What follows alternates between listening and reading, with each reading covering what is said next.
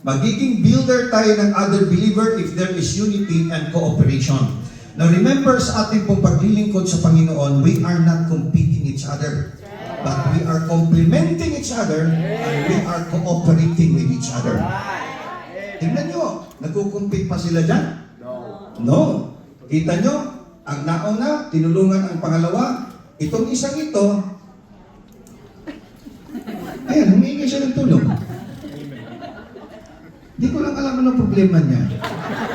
Pero I think his time is best, right? Alam nyo, ganyan mo, maraming mga Kristiyano. Minsan, nahihirapan sila. Pero it will be more easier for them to reach the top kung meron pong mga believer na nandoon na tinutulungan ang nandito sa baba.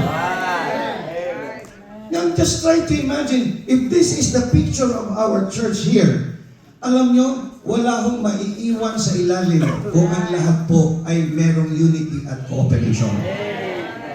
I put the word cooperation because sometimes we are united in something but we are not united in action. Nagkakasundo lang tayo sa, sige, mag-contribute tayo. Amen. Yun lang, nagka-unite doon sa contribution pero pagdating sa pagbibigay, wala naman nagbigay. Kaya kinakailangan unity and cooperation. Amen? Kaya ng isang kwento, mag-ama